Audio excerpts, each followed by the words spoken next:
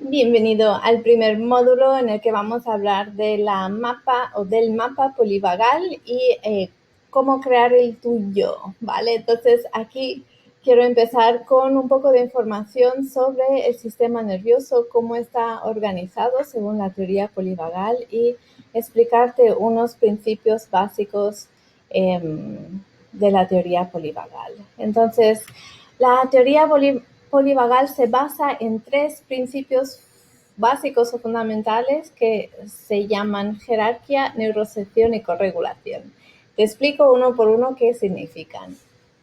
Jerarquía se refiere a cómo nuestro sistema nervioso está organizado según el desarrollo evolutivo del sistema nervioso, ¿vale? Cada parte de nuestro sistema nervioso autónomo se desarrolla en diferentes etapas de la evolución de nuestra especie. Entonces, en el módulo anterior hemos visto que la teoría polivagal dice que nuestro sistema nervioso está organizado en tres partes principales: la porción supradiafragmática del nervio vago, la porción subdiafragmática del nervio vago y el sistema nervioso simpático, ¿vale? Entonces, estas tres partes de nuestro sistema nervioso están organizados de forma jerárquica, lo cual significa que nuestras respuestas frente a un estímulo de peligro siguen un orden, ¿vale? Entonces, este orden de arriba abajo es la porción supradiafragmática del nervio vago o la rama vagal ventral que controla nuestra respuesta parasimpática. Después tenemos el sistema nervioso simpático que controla nuestra respuesta de lucha y huida.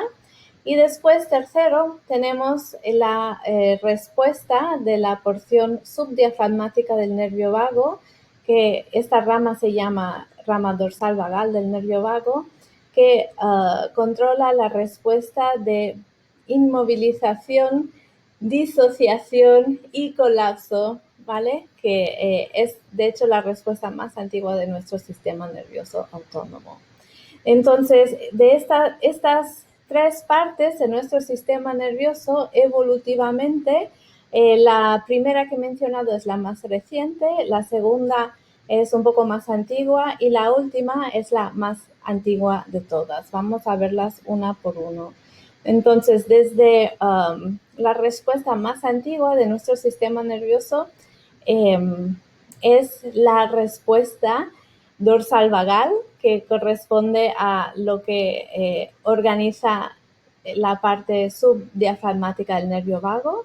Y esta porción de nuestro sistema nervioso cuenta con 500 millones de años y es lo que tenemos en común con reptiles. Es decir, cuando un reptil se siente amenazado, ¿qué hace?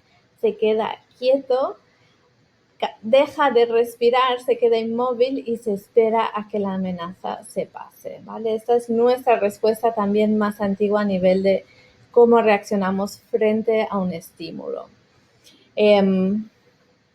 Después de la rama dorsal vagal, a nivel de evolución de la especie, tenemos el sistema nervioso simpático, que se desarrolla hace 400 millones de años y nos permite movilizarnos y movernos, activarnos frente a una amenaza, ¿vale? Nos permite huir o luchar.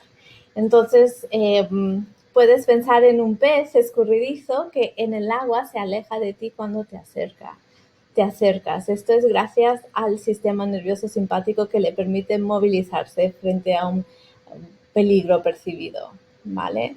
Y luego, por último, tenemos la rama vagal ventral, que corresponde a la porción superior de nuestro nervio vago. Es la parte más reciente de nuestro sistema nervioso, con 200 millones de años, y nos permite, esta porción del nervio vago nos permite ser empáticos con el estado de ánimo de otros. Es la parte de nuestro sistema nervioso que nos regula, que nos permite mantenernos en homeostasis, descansar, regenerar y recuperar nuestro bienestar, ¿vale?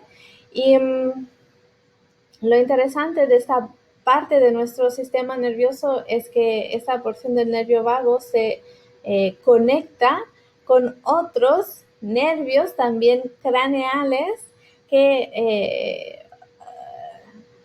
tienen control sobre el tono de voz, sobre el oído, sobre las expresiones faciales. Por tanto, la porción supradiafragmática de nuestro nervio vago, la respuesta vagal ventral, también está relacionada con los nervios que regulan el tono de voz, la capacidad de nuestro oído interno de percibir sonidos y también nuestras expresiones faciales. Por tanto, nuestras emociones, nuestro tono de voz y nuestra capacidad de escucha están vinculados con esta porción del nervio vago, cosa que a mí me resulta fascinante y que vamos a explorar más en detalle un poco más adelante, ¿vale? Entonces, volviendo al primer principio de la teoría polivagal llamado jerarquía, la jerarquía evolutiva, el orden evolutivo de nuestro sistema nervioso nos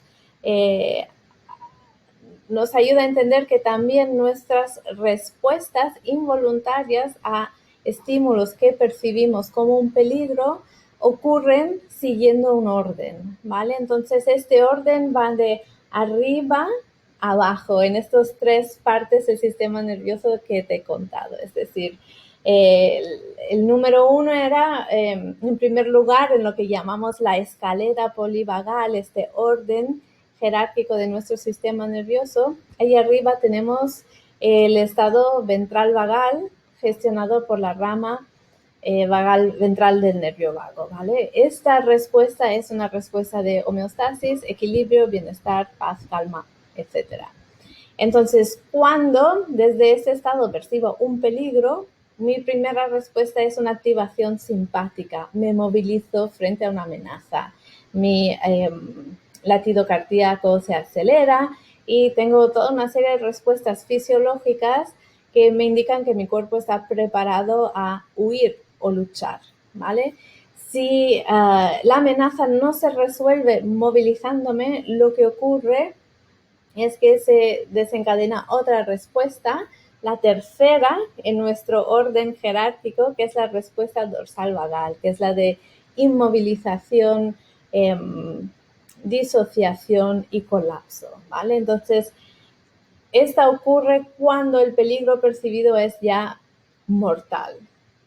Y en los animales mamíferos vemos que cuando se preparan a la muerte porque han sido atrapados por un animal depredador, entran en un estado, se desvanecen y parecen ya muertos, y es porque se ha desencadenado su respuesta dorsal vagal que les prepara a una muerte pacífica, ¿vale? Entonces, nuestro sistema nervioso tiene programadas estas respuestas en función de la gravedad del peligro que estamos percibiendo. Y otra cosa interesante a tener en cuenta sobre este orden es que también cuando subimos desde la parte más baja de nuestra escalera polivagal, también seguimos el orden jerárquico del desarrollo evolutivo de nuestro sistema nervioso. Significa que si entro en un estado de desconexión y colapso, para salir de este estado tengo que pasar por una movilización que está gestionado por el sistema nervioso simpático para volver a un estado regulado ventral vagal, ¿vale?